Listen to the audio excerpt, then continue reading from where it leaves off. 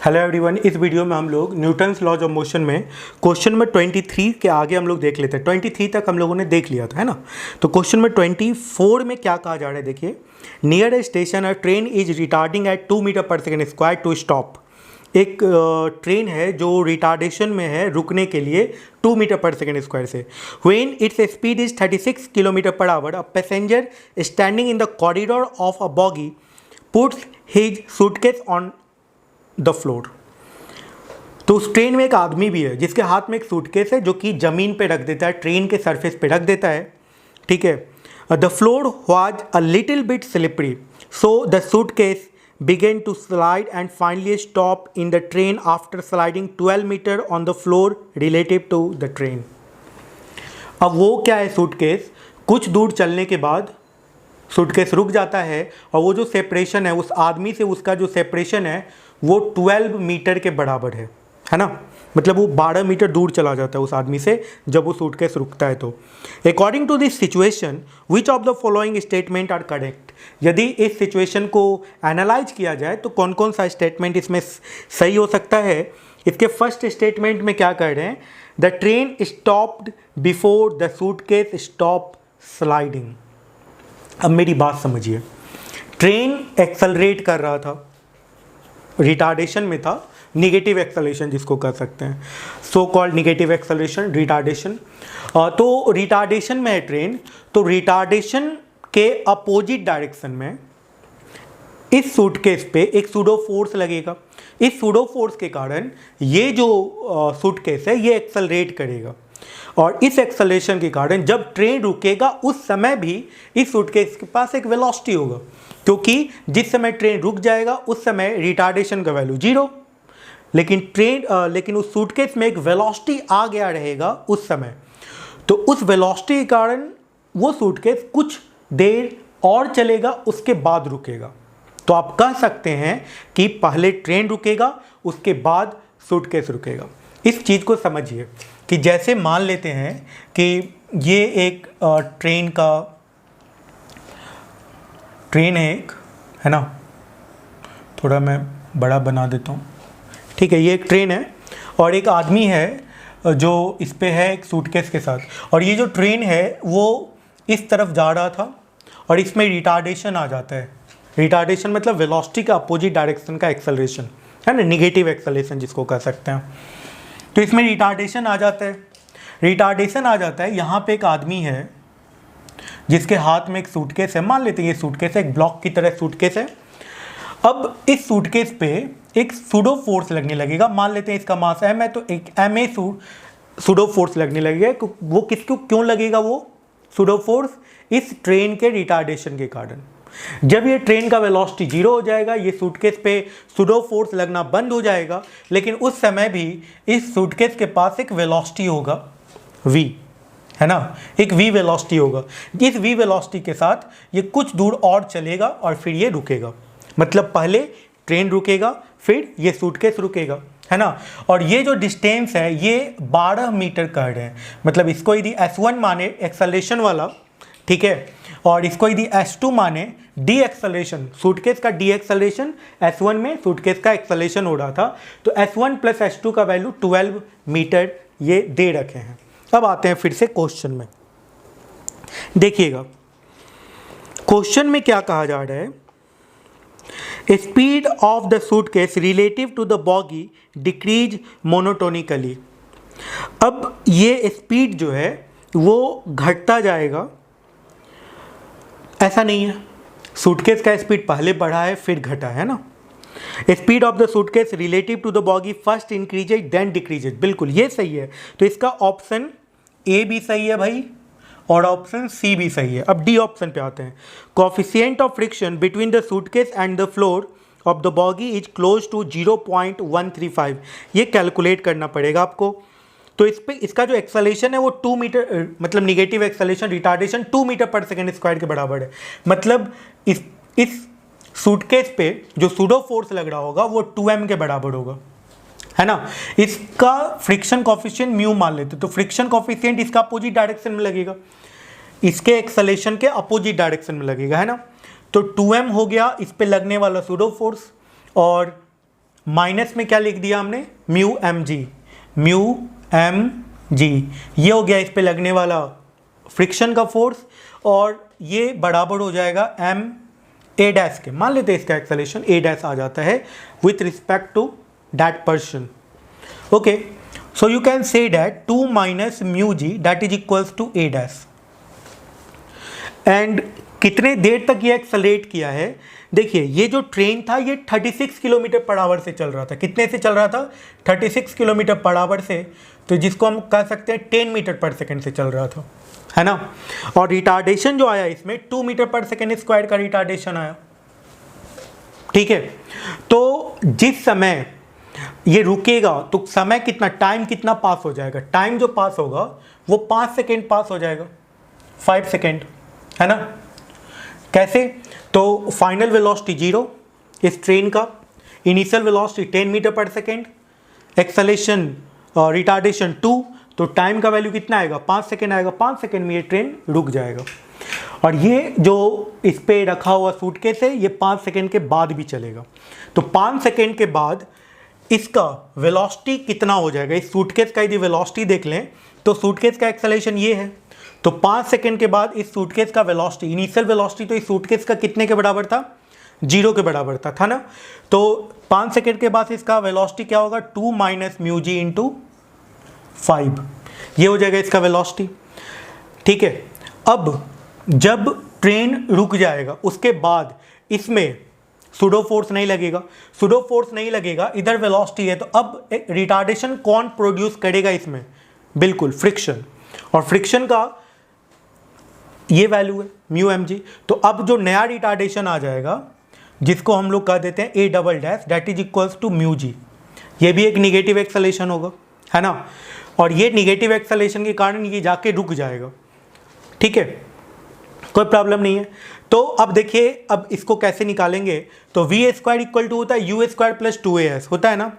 तो इसका initial velocity इस मोशन के लिए इनिशियल वेलोसिटी ये हो जाएगा और फाइनल वेलोसिटी 0 है, तो डैट वेलोसिटी का स्क्वायर, तो वी स्क्वायर इक्वल टू लिख सकते हैं ना 2 इंटू ए डबल डैश इंटू S2, क्योंकि ये S2 है ये और ये S1 है, तो S2 का वैल्यू कितने के बराबर आ गया, वी स्क्वायर, और वी स्क्वायर का वैल्यू यही है ना 25 इंटू 2 माइनस म्यू जी का स्क्वायर, 25 इंटू 2 माइनस म्यू जी का स्क्वायर बाई क्या हो जाएगा ये 2 ए डबल डैश, 2 ए डबल डैश का वैल्यू म्यू जी, ये आ जाएगा, है ना। तो ये आ गया S2 का वैल्यू। S1 का वैल्यू कितने के बराबर आएगा भाई, S1 का वैल्यू यदि आप निकालिए तो वो हो जाएगा हाफ AT स्क्वायर, और ये अभी तो एक्सेलरेशन था 5 सेकेंड के लिए, तो ये S1 आ जाएगा half 2 minus mu g into t square that is equals to 25, ठीक है। S1 प्लस S2 का वैल्यू 12 दे रखे हैं, तो S1 प्लस S2 यदि आप कर दीजिए तो क्या क्या कॉमन आ जाएगा, 2 minus mu G by 2 common आ जाएगा, तो 2 माइनस म्यू जी बाई 2 को कॉमन कर लीजिए, 25 भी कॉमन आ जाएगा, तो ये तो पूरा कॉमन ही आ गया, 2 minus mu g into 25 by 2 यदि कॉमन कर लिया जाए, ठीक है, तो ये कितने के बराबर आ जाएगा, ये आ जाएगा 1 plus 2 minus mu G by mu G, ये आ जाएगा। यदि आप इसको सॉल्व करें तो म्यू जी कट जाएगा, सिर्फ 2 बचेगा यहाँ पे, और 2 से 2 ये कैंसिल आउट हो जाएगा, है ना। तो S1 प्लस S2 का जो वैल्यू आएगा वो कितने के बराबर आ जाएगा, 2 माइनस म्यू जी इंटू 25, और ये S1 प्लस S2 का वैल्यू कितने के बराबर है, कितने के बराबर है, ये 12 के बराबर, है ना। तो अब यहाँ से आप सॉल्व कर सकते हैं, 12 इक्वल्स टू ये आ गया 50, ये आ गया माइनस 25 म्यू जी। अच्छा एक म्यू जी यहाँ पर रहेगा, है ना, एक म्यू जी यहाँ पर रहेगा, तो म्यू जी से यहाँ मल्टीप्लाई हो जाएगा, तो ये आ गया 37 mu g that is equals to 50, तो यहाँ से म्यू जी से जी से 10 कट गया, तो म्यू का वैल्यू कितने के बराबर आ जाएगा, 5/37, 5/37, और यहाँ से पता चल रहा है ये 0.135 के अप्रॉक्सीमेट आएगा, है ना। तो इसका कौन कौन सा ऑप्शन सही हो गया, ए और सी तो सही था ही, एक डी ऑप्शन भी इसका सही है, ठीक है। तो क्वेश्चन में 24 बन चुका है। क्वेश्चन में 25 पे चलते हैं अब हम लोग।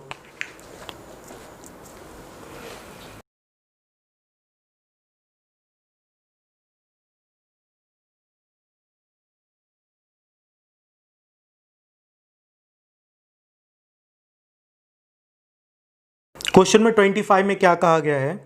अ block rest on a long plank that is moving with constant velocity 2 metre per second on a horizontal floor. Coefficient of friction between the block and the plank is 0.1. If the plank start deaccelerating uniformly and stop in 0.5 second, what is the distance slide by the block on the plank? Acceleration of free fall is taken to be 10 metre per second square. Okay, तो अब आप सोचिए, ये वही question हो गया, वैसा ही question हो गया जो कि आपने क्वेश्चन में 24 में बना रखा है ना। तो ये ब्लॉक है, इस पे रखा हुआ है, ये दोनों साथ साथ मूव कर रहा था, लेकिन क्या हुआ कि इसमें डी एक्सेलरेशन आ गया और डी एक्सेलरेशन के कारण ये ब्लॉक, नीचे वाला ब्लॉक रुक गया है। कितने देर में? 0.5 सेकेंड में। 0.5 सेकेंड में ये 2 मीटर पर सेकेंड से चल रहा था और 0.5 सेकेंड में रुक गया। तो फाइनल वेलोसिटी 0, इनिशियल वेलोसिटी कितना आ गया इसका?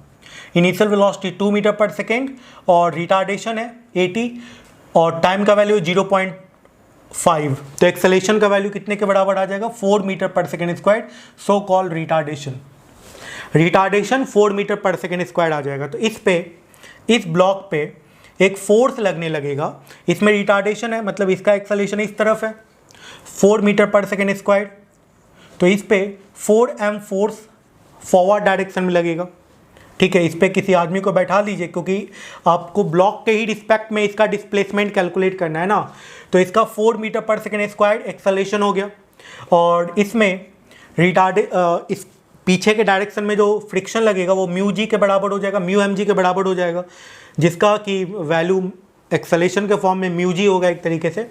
तो क्या लिखेंगे? 4m minus mu m g that is equals to MA1। ठीक है, तो A1 का वैल्यू कितना आ गया? 3 मीटर पर सेकेंड स्क्वायर। ये आ जाएगा एक्सेलेरेशन जो ये आदमी देखेगा, 3 मीटर पर सेकेंड स्क्वायर से एक्सेलेरेट करेगा। ये कितने देर के लिए? 0.5 सेकेंड के लिए। ठीक है, तो जो फर्स्ट डिस्प्लेसमेंट होगा, इसका फर्स्ट डिस्प्लेसमेंट होगा वो हाफ सेकेंड में कितना हो जाएगा? Half AT square. तो ये कितना आ गया? 3/8 मीटर। S1 आ गया। S2 की बात करते हैं। अब S2 की बात करते हैं जब इसमें रिटार्डेशन शुरू हो जाएगा। ठीक है, इस ब्लॉक में रिटार्डेशन शुरू हो जाएगा, क्योंकि ये तो रुक चुका है ना, ये तो 0.5 सेकेंड में रुक चुका है, लेकिन चूंकि इस पे फोर्स लग रहा था, ये एक्सेलरेट कर रहा था, तो जब ये रुकेगा उस समय भी इसके पास वेलोसिटी होगा। और कितना होगा वेलोसिटी इसका वेलोसिटी कितना होगा? तो v equal to u plus AT। तो u 0 है ना, इसके रिस्पेक्ट में तो इसका वेलोसिटी 0 है, इनिशियल वेलोसिटी दोनों 2 मीटर पर सेकेंड से चल रहा था। तो u 0 है और a है 3 मीटर पर सेकेंड स्क्वायर और टाइम है 1/2 सेकेंड। तो 3/2 मीटर पर सेकेंड इसका वेलोसिटी है। किसका वेलोसिटी है? ऊपर वाले ब्लॉक का। ऊपर वाले ब्लॉक का वेलोसिटी है 3/2 मीटर पर सेकेंड स्क्वायर, जब नीचे वाला ब्लॉक रुक चुका है। ठीक है, 3 मीटर पर सेकेंड है वेलोसिटी। अब देखिए, इस वेलोसिटी के कारण ये कितना दूर चलता है और रिटार्डेशन अब कितने के बराबर है? सिर्फ म्यू जी ही तो लिखेंगे रिटार्डेशन के जगह पे। म्यू का वैल्यू 0.1, जी का वैल्यू 10, तो 1 मीटर पर सेकेंड स्क्वायर अब इसमें रिटार्डेशन है। ठीक है, तो अब ये कितना दूर चल जाएगा? जब नीचे वाला ब्लॉक रुक जाएगा तो वो कितना दूर चलेगा, देख लेते हैं। ठीक है, तो इसका वेलोसिटी 3/2 मीटर पर सेकेंड, ये इनिशियल वेलोसिटी है एक तरीके से। तो यहाँ पे आप लिख सकते हैं VA square equal to US square plus 2AS।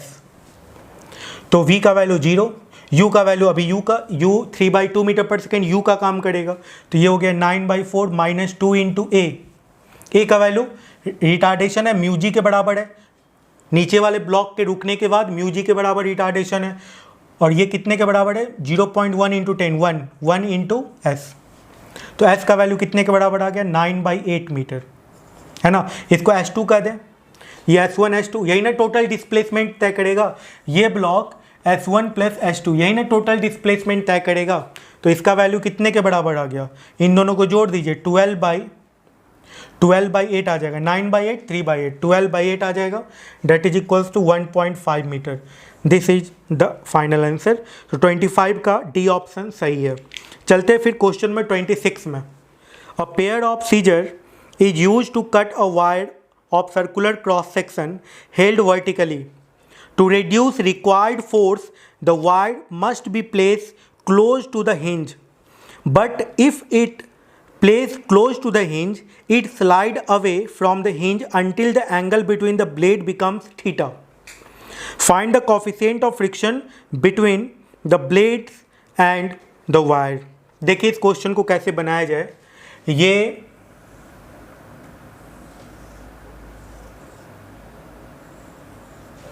ये कैंची है और यहाँ पे क्या है, एक वायर को इससे कट करना है, ठीक है ना। तो ये फोर्स किधर लगाएगा, ऐसे फोर्स लगाएगा, ये ऐसे फोर्स लगाएगा, इस फोर्स का वैल्यू बराबर होगा, है ना। और ये एक तरीके से इससे परपेंडिकुलर होगा, तो यही नॉर्मल का भी काम करेगा। mg का वैल्यू इस फोर्स के कंपैरिजन में बहुत छोटा होगा, क्योंकि कैंची का जो ब्लेड होता है वो बहुत पतला होता है, जो कि प्रेशर लगाएगा, ठीक है। तो उस प्रेशर का वैल्यू बहुत ज़्यादा हो जाएगा, है कि नहीं। तो इस फोर्स के रिस्पेक्ट में आप mg को नेग्लेक्ट कर सकते हैं। तो देखिए इस फोर्स का जो ये वाला जो कंपोनेंट होगा, इसके कारण ये स्लिप करना चाहेगा, है ना। तो ये 90 डिग्री है और ये एंगल थीटा है, तो ये कितने के बराबर हो जाएगा, ये पाई माइनस थीटा के बराबर हो जाएगा, ठीक है। तो इसका हाफ कितना हो जाएगा, π/2 माइनस θ/2। तो ये एंगल हो गया π/2 माइनस θ/2 और ये भी एंगल वही हो गया। तो इस तरफ का जो फोर्स हो जाएगा वो हो जाएगा 2f sin θ/2, ये हो गया। इसके कारण ये स्लिप करेगा। नॉर्मल रिएक्शन का काम कौन करेगा, ये फोर्स और ये फोर्स, ये दोनों ही नॉर्मल रिएक्शन का काम करेगा। तो फ्रिक्शन का जो वैल्यू है, फ्रिक्शन इस तरफ होगा, ठीक है। तो म्यू इंटू एफ एक फ्रिक्शन इधर हो गया और म्यू इंटू एफ एक फ्रिक्शन इधर हो गया, ये फ्रिक्शन हो गया, ठीक है। ये एंगल थीटा है तो ये एंगल थीटा होगा। तो अब फ्रिक्शन का जो रिजल्टेंट है वो इस फोर्स को बैलेंस करेगा, है ना। फ्रिक्शन का जो रिजल्टेंट है वो इस फोर्स को बैलेंस करेगा और फ्रिक्शन का रिजल्टेंट वैल्यू कितने के बराबर आ जाएगा, म्यू एफ कॉस θ/2 इंटू 2, है ना। म्यू एफ और म्यू एफ का ये जो एंगल है ये θ/2 हो जाएगा, ठीक है। तो इधर का रिजल्टेंट कितना आ जाएगा, 2 म्यू एफ कॉस θ/2, और जो इसको बैलेंस करेगा। तो इन दोनों फोर्स को बराबर करके हम कैलकुलेट कर लेते हैं कि क्या वैल्यू होना चाहिए फ्रिक्शन कोफिशिएंट का, वही कैलकुलेट करना था हम लोगों को। तो 2f cos θ/2 that is equals to 2f sin θ/2, ठीक है, इंटू 2f cos θ/2 के साथ म्यू भी मल्टीप्लाइड है, तो 2 mu F cos θ/2 equals to 2f sin θ/2। 2f cancel out हो गया, तो म्यू का वैल्यू आ गया tan θ/2 and this is the final answer. तो इस तरीके से इसका जो बी ऑप्शन है ये सही है ना। तो ये क्वेश्चन बन चुका है क्वेश्चन नंबर 26। चलते हैं क्वेश्चन नंबर 27 में।